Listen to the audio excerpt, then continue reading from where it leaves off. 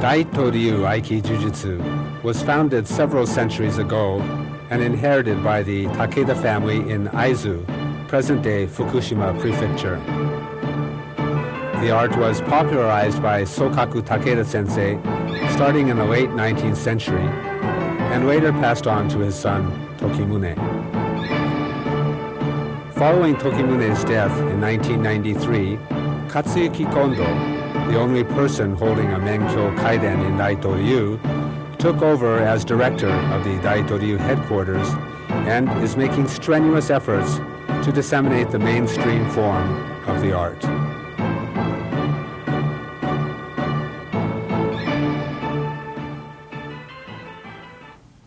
The basic principles of Daito-ryu Aikidzücü include Re, Metsuke, Mawai, Kokyu, Kuzushi, Zanshin, and Kiai. I would like to explain these principles in order.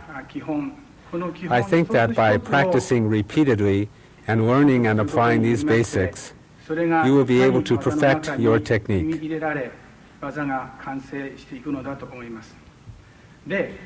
I will now explain the term Re. In the old days, words such as bure, that is disrespectful, and shitsure, or inexcusable behavior, were used. One who lacked Re, that is one who was disrespectful, would be risking his own life. For example, in the old days, one was sure to put his sword on his right side when he was invited to enter a room and sit down. If he put his sword on his left side, he could draw it at any time. Therefore, it was disrespectful for one to put his sword on his left side. That meant being shitsure, or engaging in impolite behavior. With your sword on your left, you can draw it at any time, and this shows you have an intention to fight the other person. I have heard that once someone was attacked and cut and died because his sword was on his left side and he happened to touch it by mistake. Therefore, this kind of disrespectful behavior could endanger one's life. Now I will explain the concept of metsuke. The characters mean where to fix one's eyes. I think this includes all things such as the power of piercing eyes, which controls others, insight, and the capacity to read another's mind. The power of the eyes. The best way is to control others without fighting. We should practice with this principle in mind.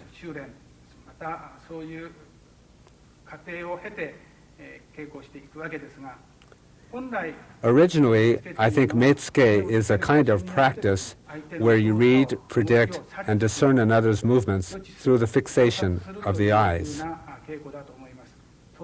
Naturally, I think in this kind of training, various things such as kokyu-ho are included to achieve this end.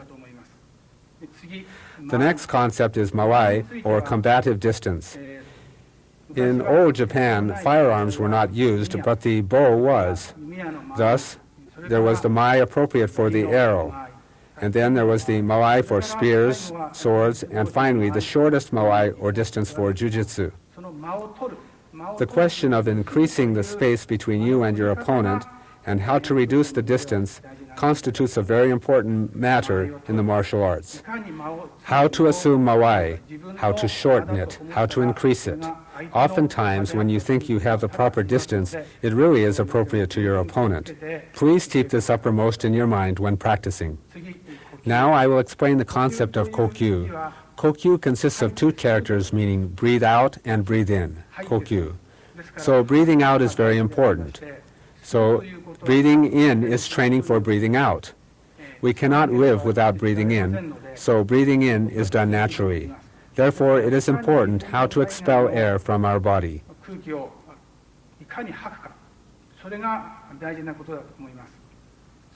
Also, we teach with respect to kokyu that breathing out is yo, or yang, and breathing in is yin, or yin. For example, when we visit Shinto shrines and Buddhist temples, we see the two Deva kings on either side of the temple gate. If we look at their mouths, One has a wide open mouth and the other a tightly closed mouth. And in Shinto shrines, there are stone guardian dogs at the entrance with open and closed mouths. It is said that they represent the Aum utterance. The open mouth is A, and the closed mouth is The utterance is certainly a yang expression. When we exert an effort, we indeed emit a ki-ai, or in order to exert all of our strength, we close our mouth and produce the sound and hold our breath. This is yang.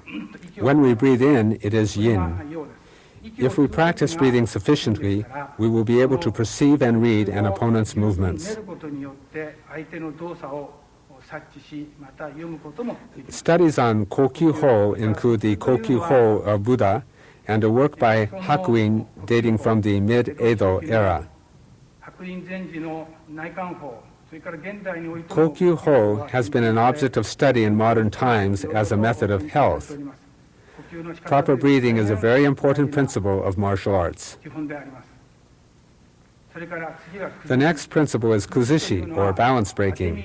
This includes atemi and other things such as ki-ai are naturally a part of the concept. Kuzushi in Daito-ryu includes the idea of aiki, that is, how to emit aiki energy and break the opponent's balance. You should place great emphasis on practicing this principle.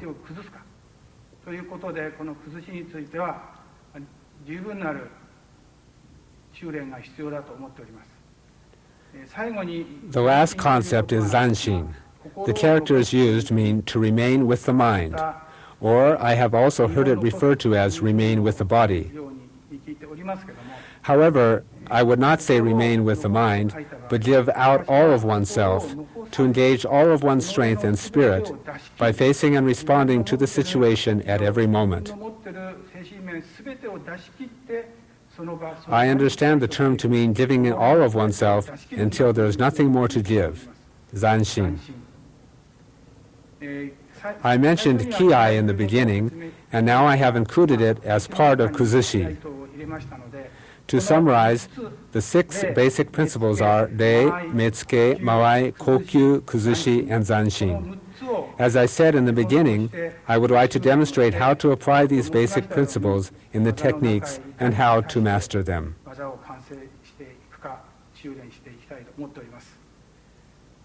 The 118 techniques of the Daito-ryu Aikidzütsu Hiden Mokуроку are divided roughly into 5 parts. Here I will explain the first series of techniques. Ikadzo consists of 10 idori, or seated techniques, 5 hanza handachi, 10 taichai, or standing movements, and 5 ushiro dori.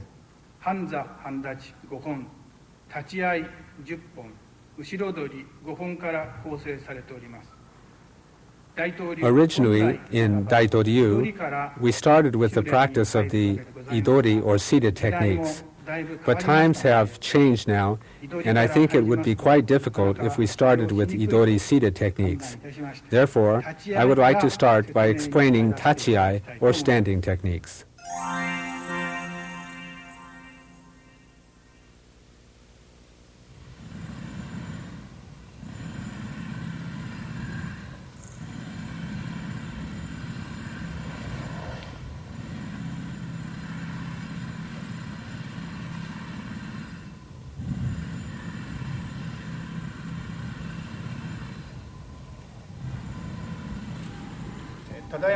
We will demonstrate the 10 taichai kata of the Daito-ryu Aikidzütsu Hiden Mokуроку.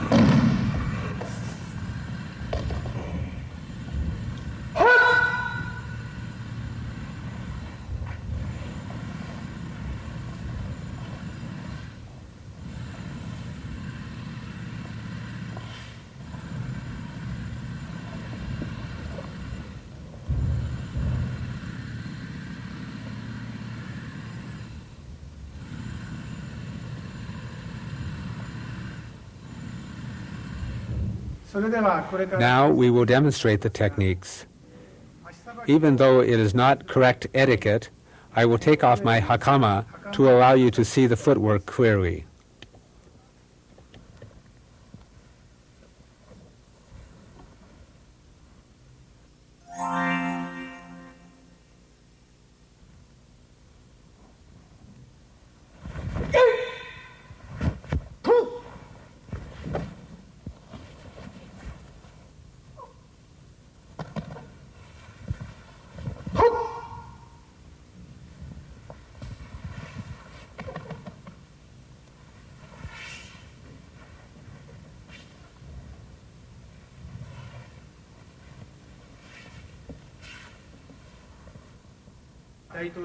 I will explain the ippondori technique of Daito-ryu Aikidzütsu.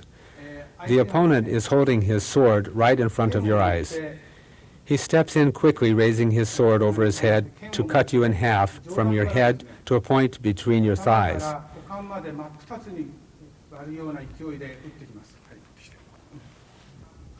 He steps in with full power and attacks like this. The technique is to respond to this attack with empty hands. It is important to keep in mind that you will be defeated if you receive his attack with this kind of posture.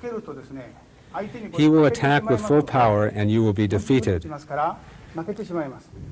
Or if he attacks with a tanto instead of a sword, he will attack like this.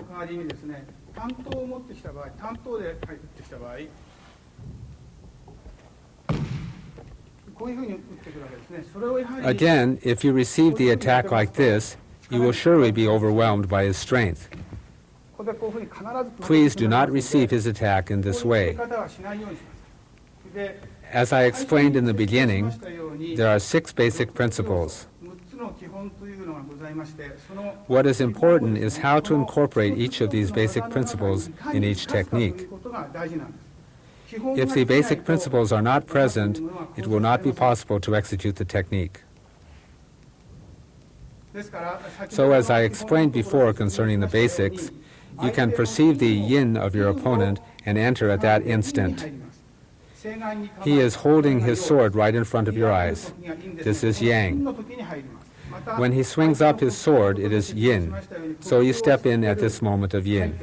Breathing in involves 2 phases, breathing in and breathing out. So when we breathe out, it is yang, and when we hold our breath, it is also yang. It is yin when we breathe in. Therefore, you step in at the moment of yin. I step in at the moment of yin, perceiving things such as his breathing and movements. Now is the moment when he raises his sword. He holds his sword in front of your eyes and swings down.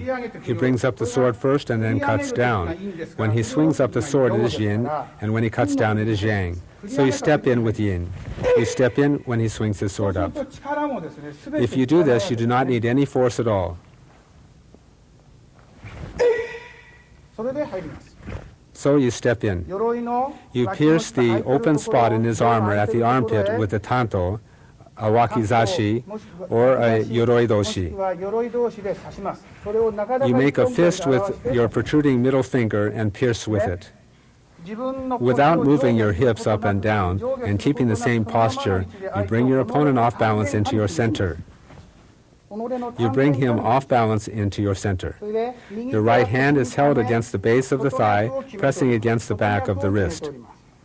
Your left hand applies pressure against the nerve point on his elbow. You apply pressure against the back of his wrist and his elbow. You attack him with both hands. Then you kick his side with your left foot. You kick from the same posture without moving your hips up or down. Your knee pushes on his side, and your left hand presses the nerve point on his elbow. Your right hand presses the back of his wrist. You attack him at 3 points and then execute an atemi.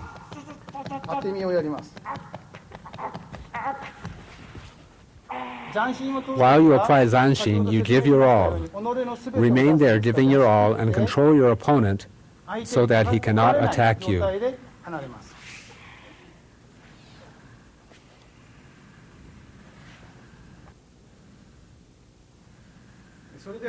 The next ippon-dori is a technique added by Headmaster Tokimune to Daito-ryu techniques for beginners.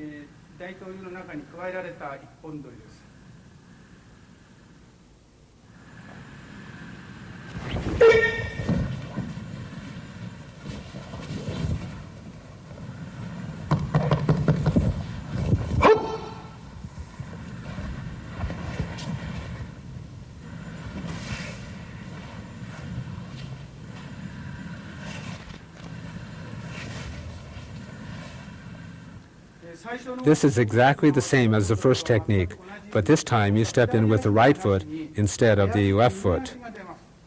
In the first ippon-dori technique, you stepped in with your left foot. You came into contact with your opponent with your left foot forward and off-balanced him. This time, you step in with your right foot. Step in with your right foot. Originally, a common-sense principle of martial arts is to step into the outside of your opponent. But with this technique, you step into the front side. Please be very careful to enter at the moment of yin. When you come into contact with your opponent, you unbalance him. You come into contact and bring him off balance.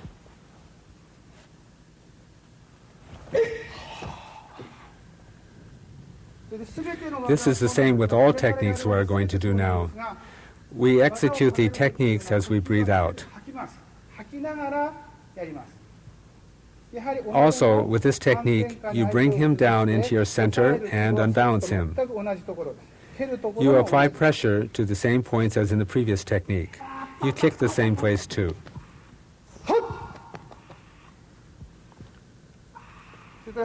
As you did in the previous technique, after executing an atemi, after you execute a finishing blow, at the very end you bring your hand to this position over your head. I will explain about this. You curve the arm in this manner over your head. Do not expose your armpit. You put your arm over your head with the feeling that you are closing your armpit tightly. This is a form of zanshin while holding a kodachi or short sword in your hand at the end of the technique.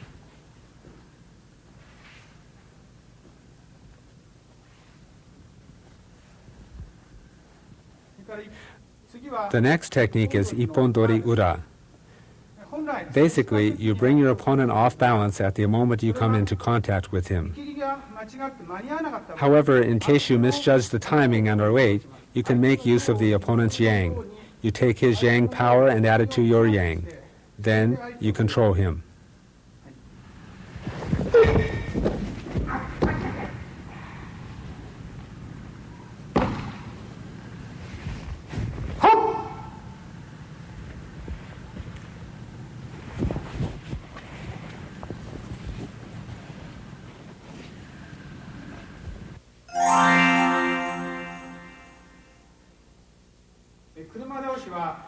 The kuruma daoshi technique is just as in the ippon dori. The opponent holds his sword in front of your eyes and then swings it up. He holds the sword in front of your eyes and then raises it up. He holds the sword in front of your eyes and brings it up. Up to this point, the technique is exactly the same as before. However, from here he changes the line of his blade to attack the side of your head. This is the characteristic of kuruma daoshi. Only the blade line changes. Therefore, the receiver of the attack will have a difficult time reading whether the opponent will strike with shomenuchi or yokomenuchi. But since this is a basic technique, if you cause him to lose his center and you execute the basic movement, that is, bringing him off balance as soon as you come into contact with him, then you can deal with the attack in exactly the same manner as before. The technique is exactly the same as the previous technique if he attacks with shomenuchi. And if he changes his blade line and comes in with a yokomenuchi, you can enter into his side with the same movement. The essential premise is that your opponent will be unbalanced when you come into contact with him. Therefore, you should absolutely not parry like this. Now, with your right hand, you execute an atemi to his solar plexus. But originally, the point of attack was the carotid artery.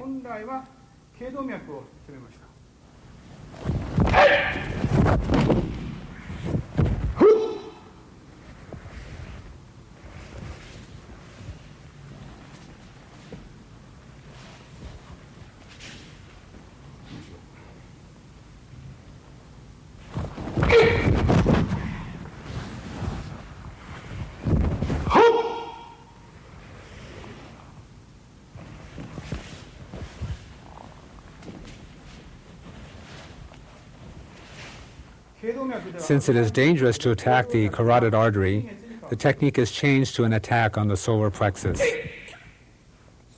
You parry the attack with your left hand by turning your wrist as you come into contact with your opponent.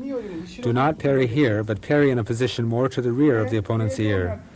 This hand, which attacked the solar plexus instead of the carotid artery, goes against the chin and throws his head down against the ground.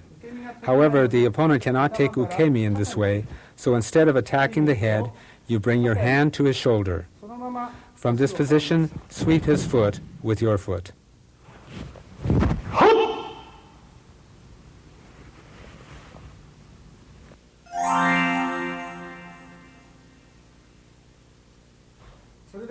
The next technique is gyaku udedori.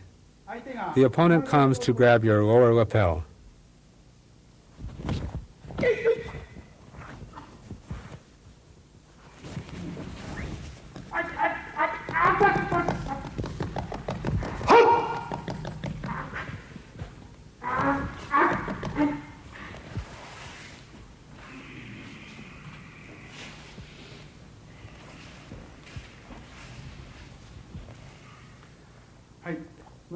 This is called munadori. However, an opponent will not merely grab your lower lapel. It will absolutely be followed by another attack. Once the opponent grabs your lower lapel, he will surely follow with another attack. So the munadori attack does not merely consist of grabbing the lower lapel. We should be sure to be ready for the next attack. One of the essential principles of Daito-ryu, as I have said before, is that we unbalance the opponent as soon as we come into contact with him. Also, there's the term shikaku, whose characters mean dead angle or blind spot. Some other martial arts might use other terms. When the opponent is facing the front, he is not able to see the angle here. His metsuke is here, and he cannot see this angle about here. Another thing is the movement of swinging our arms when we walk. We have practiced this since childhood. So we put all of these together at the same time and execute the technique. The opponent comes to grab your lower lapel. You enter into his blind angle and attack his chin with your right hand. At the same time, you punch his elbow from beneath with your left hand. You perform these movements all together. From there, you raise your arms in a big movement, keeping them straight and extending them. Then strike a blow to his middle brow with your right hand, and at the same time execute another blow to the inside of his elbow with your left hand. Your right hand applies pressure on this joint of his thumb, and your little finger controls the back of his wrist. Your left hand applies pressure against the same nerve point I described when explaining ippondori. Then bring your opponent off balance down into your center at a 45-degree angle to the right. At this point, just as before, your little finger presses the opponent's pulse and your thumb presses the joint of the opponent's thumb. Apply pressure, having your palm completely attached to the opponent's hand. There is no space between the two hands. Then place the hand on the base of the thigh. The left hand is pressing the joint, the nerve point of the elbow. You are applying pressure against 2 points. Finally, just as you did with ippondori, kick your opponent's side to finish.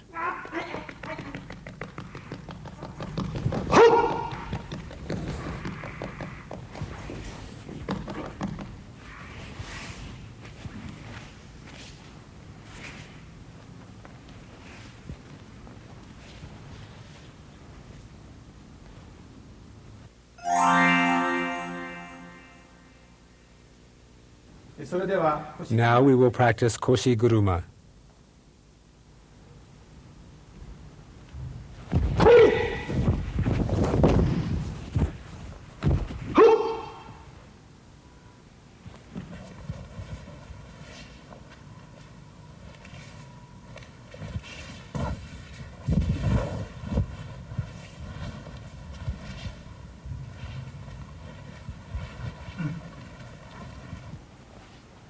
In this technique, the opponent attacks you with a choke. First, the proper way for the attacker to grab the lapel. Be sure to have your palm upward when grabbing the lapel. The left hand grabs the lower front lapel. Choke the opponent while bending your arms. This is the role of the attacker. When he does this, if you can bear the attack a little on your side and lower your chin, you can counterattack him in whatever way you want. Thus, the attacker will be counterattacked. Counter by grabbing the lapel deeply at the back of the neck and throw him down. Because you will be counterattacked just as I showed before, you must make sure to choke the opponent by taking him down to the mat in order to prevent it.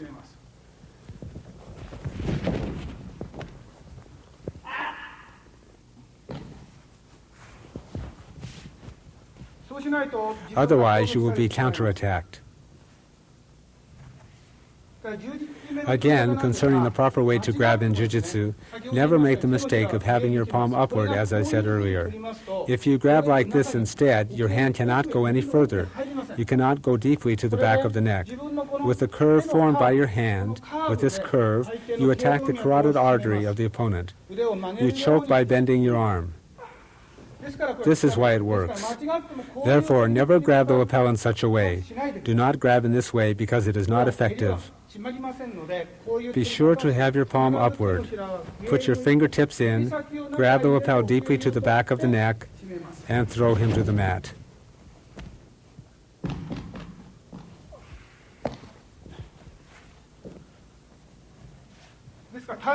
All techniques are frightening. You can perceive that your opponent intends to throw you. So you get off the center line. Move off the center line and enter in a zigzag manner. Then execute an atemi.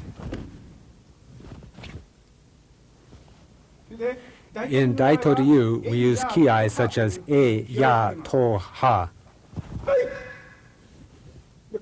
Here, please execute an exaggerated movement. Strike a blow with all your might. Make the largest possible movement. Be sure to move your right hand in this manner. Not this way. Make sure to do it this way. You bring your opponent off balance like this to the right. The left hand unbalances the right from where it is. This is a balance breaking technique and not a hip throw. With koshi-guruma, your hip just comes into contact with the opponent's abdomen. Get off the center line, execute an atemi, unbalance your opponent, and throw him. The reason we do this is that if the opponent resists at this vital point, usually you throw like this since the technique involves unbalancing the opponent. But if the opponent resists, you apply pressure against the nerve point.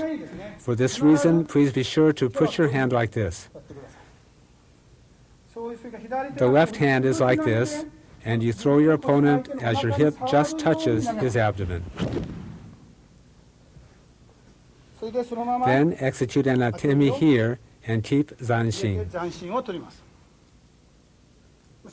As I said before, this becomes a stance with a kodachi or short sword. Be sure to curve your hand over your head like this and adopt a stance with a kodachi. Open your hand.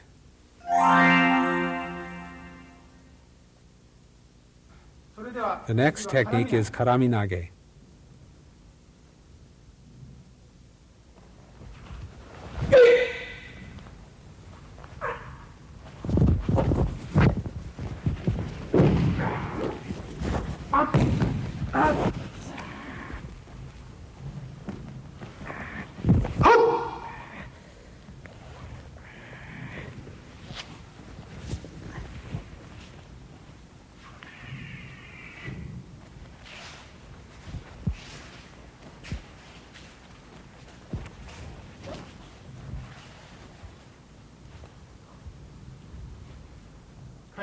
I will explain.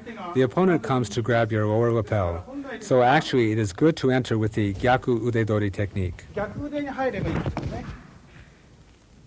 However, in the beginning, at the moment of contact with the opponent, if you cannot unbalance him, if you fail and allow him to grab your lapel, then, as I explained before concerning gyaku udedori, the opponent will attack you with a punch, an overhead strike, or a kick. I have explained this before. Here, since you have learned about Ippon-dori first, I teach a shomunichi attack from munadori. How do we respond to this attack? You were grabbed, you did not act in time. It would have been better if you had entered with the gyaku udedori technique when the opponent first began to move. Project Aiki energy, then in exactly the same manner as with Ippon-dori, press the nerve point on the elbow and the back of the wrist. At this moment, if you release his elbow without applying enough pressure on the back of the wrist, he can pull you in this manner since he is holding your lapel. He will surely do this. Therefore, at this point, apply plenty of pressure on the back of the wrist.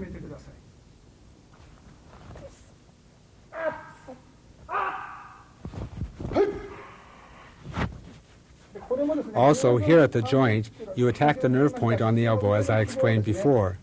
You throw the opponent, attacking the nerve point with the opponent's own crossed arm.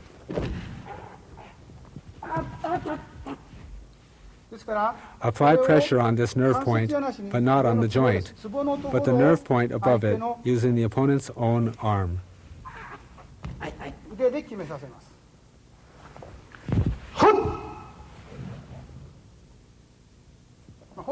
Basically, this posture is desirable. I think this is better than being on your tiptoes.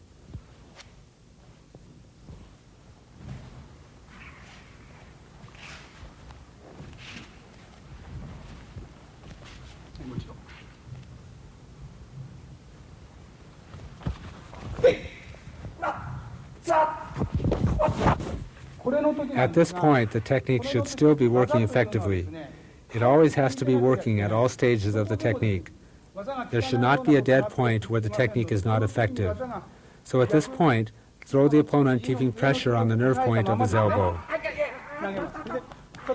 If the technique is not working at this stage, he can kick you.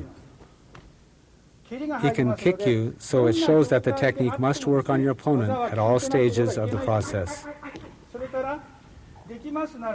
I will mention that it may be possible that he can kick you when his abdomen is facing upward. So turn your opponent's abdomen downward and press the nerve point. Then he cannot kick you.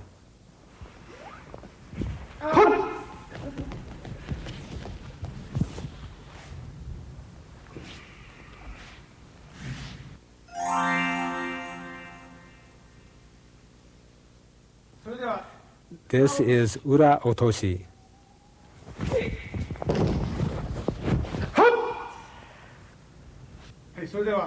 I will now explain ura otoshi. The opponent comes in to grab your sleeve. Do not resist. Drop your ki to the point at which the two lines formed by the opponent's feet meet behind him. You drop his ki energy and your ki here at this crossing point, bringing him off balance.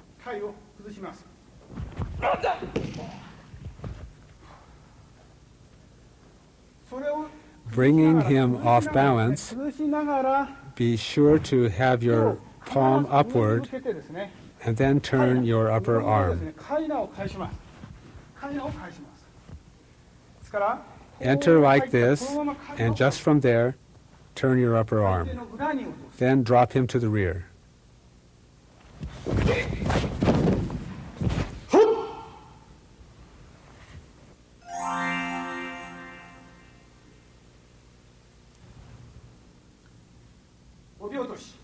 Obi otoshi.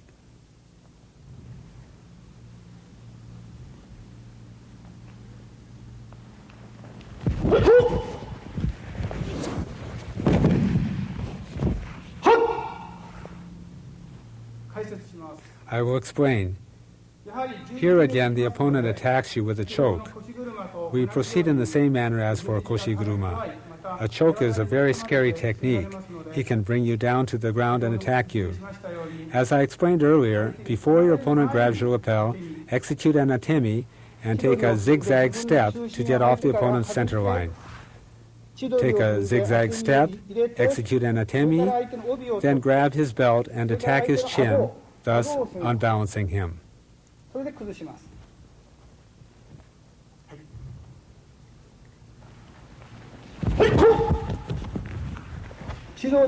Take a zigzag step and execute an atemi. When you grab his belt with one hand, be sure that your other hand, which attacks the opponent's chin, goes in under the upper arm of the opponent. Notice the upper and lower arm positions. If you put your arm under his lower arm, he can't pull your arm away. So be sure to place your arm in under his upper arm. Then he can't pull off your arm. Make sure that you are off the center line by taking a zigzag step. Grab his belt and attack his chin. You are supposed to fling his head against the ground from here, but that, of course, would be dangerous. Throw him so that he can easily take the fall. Then, in this situation, both your hands are available to execute an atemi. Since this atemi is symbolic of drawing a wakizashi, or short sword, and executing a final blow, be sure to do it with your right hand whenever both your hands are free.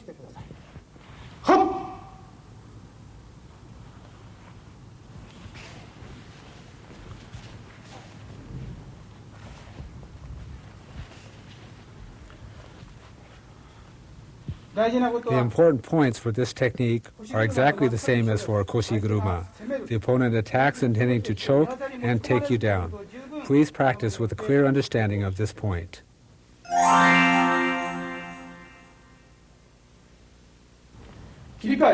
Kirikaeshi.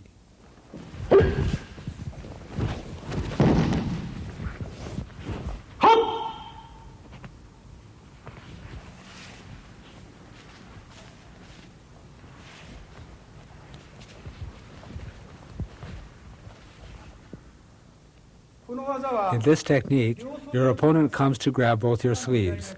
This doesn't make too much sense nowadays, but imagine someone in the old days who has received something important from his lord. Both his hands are occupied holding what he was given when someone attacked him to rob him. Please imagine such a historical scenario. Ryosodedori. You do not wait until he has grabbed your sleeves to move, but rather invite his attack and start at the moment he grabs.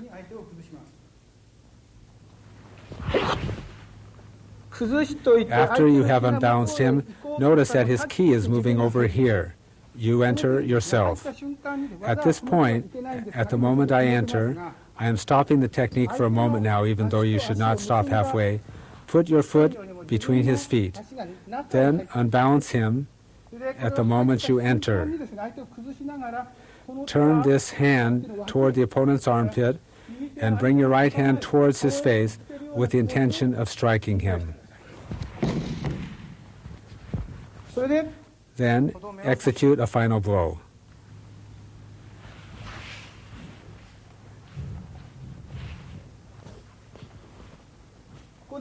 What is important here is that you guide him in quickly at the very moment he comes to grab you. You invite him and then enter to execute the technique.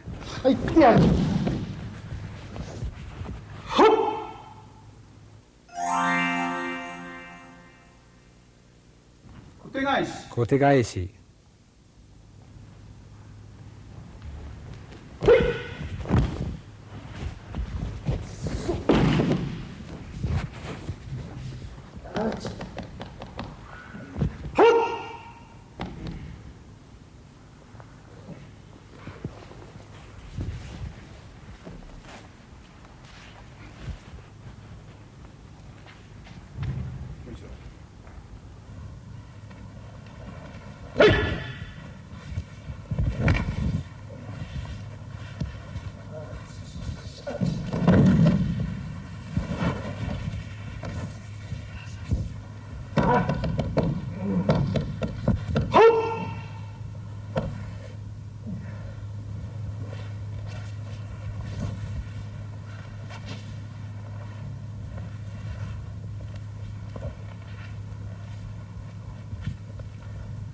As you have noticed, up until now in all of the techniques, the opponent is brought off balance at the moment of contact. You unbalance him at the moment of contact. This is the case with all of the techniques.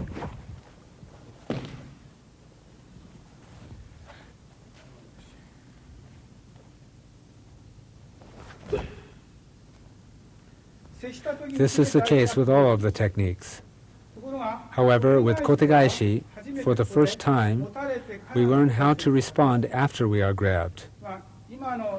A two-hand grab is not a suitable attack nowadays, so please consider it from a historical standpoint. The explanation in Daito-ryu is that this two-hand grab comes from tegoe, which is a Shinto term. I understand that in other places the technique is explained using a sword. First, you draw a sword or wakizashi, so you are taught to first hold with the right hand or the left hand. However, in Daito-ryu, we interpret this as coming from tegoe, which is a Shinto expression. Another important thing is not to bring your hands forward. Never take a stance with your hands like this. Always remain in a natural stance, keeping your hands on the base of your thighs.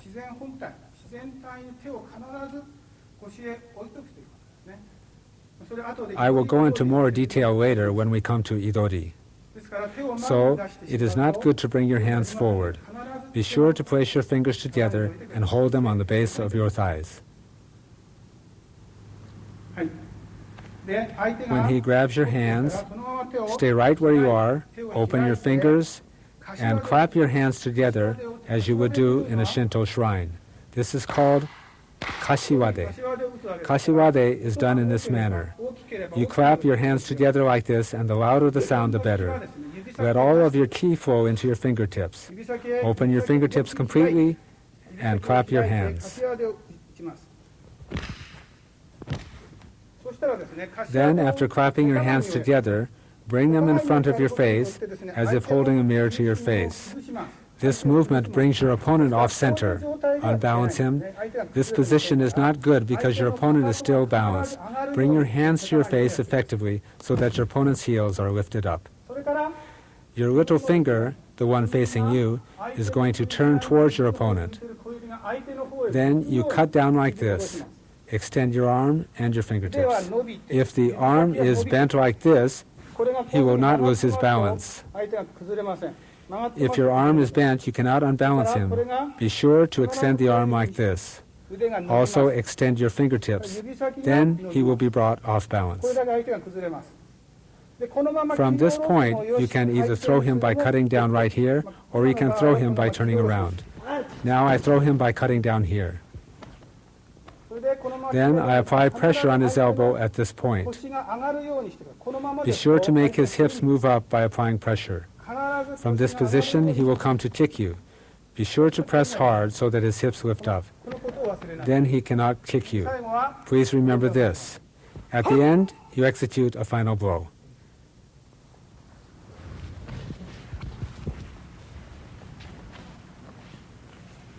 The common mistake that people make after unbalancing the opponent when throwing him is to lift the hand and throw like this.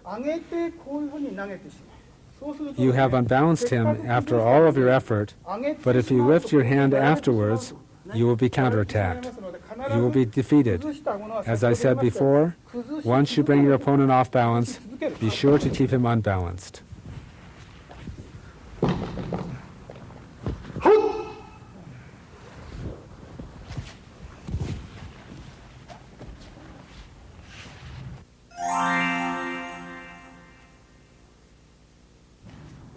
Shihonage.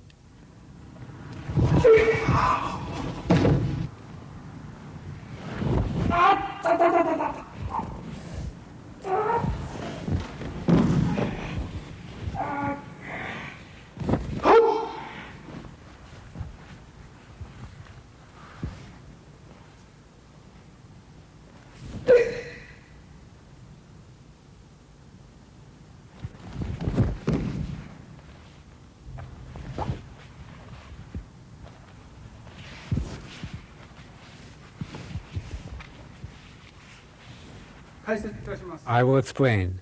As I showed now in the kata, when the opponent swings up, you project Aiki energy.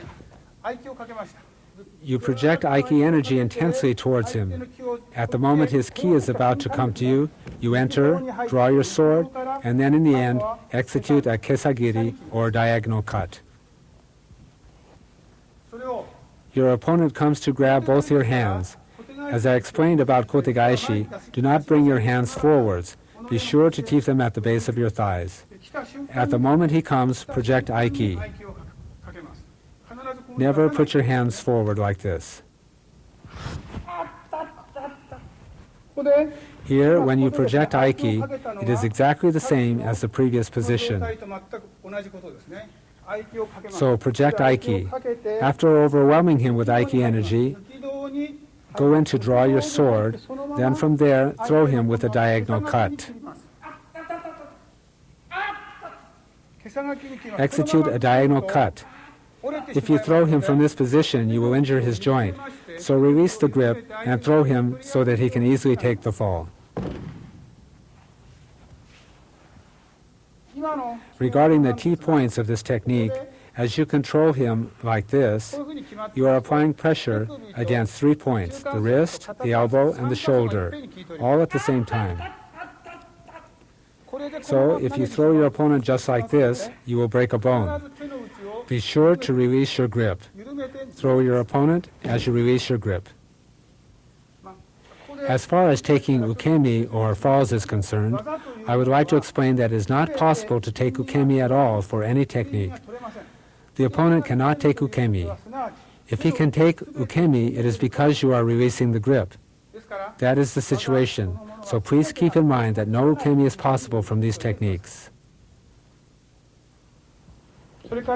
The second shihonage we showed is dangerous. It should not be done that way. A student in another school was injured doing this technique. So the headmaster modified it and pulled back his leg to allow the opponent to easily take ukemi. We practice this kind of technique a great deal.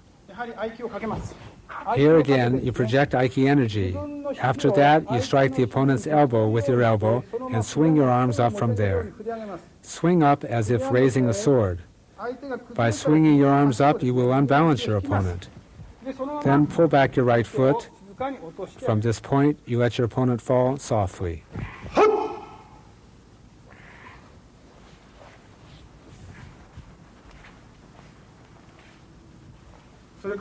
The next technique is urahenko. Shihonage means to throw to 4 directions.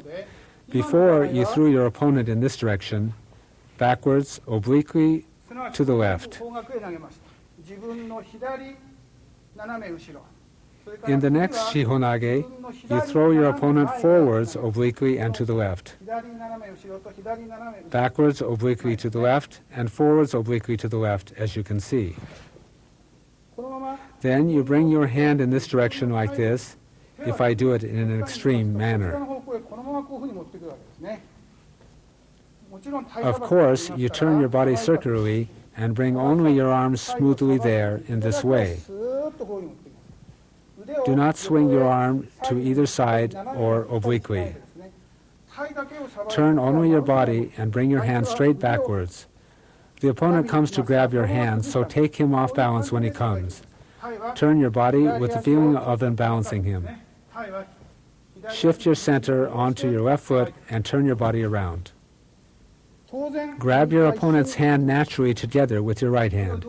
You do all this at the same time.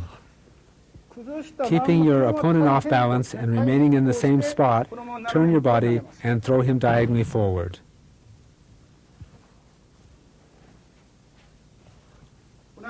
It sounds like I am repeating the same thing many times, but breathe out when executing the technique and keep your opponent unbalanced.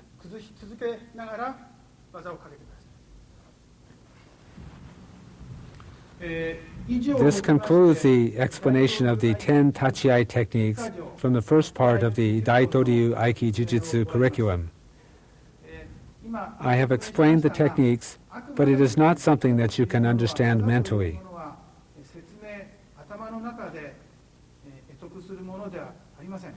You come to understand the techniques with your body through countless repetition. I would like you to master these techniques not with your mind, but with your body. Our dojo is always open to you. You are welcome to come at any time.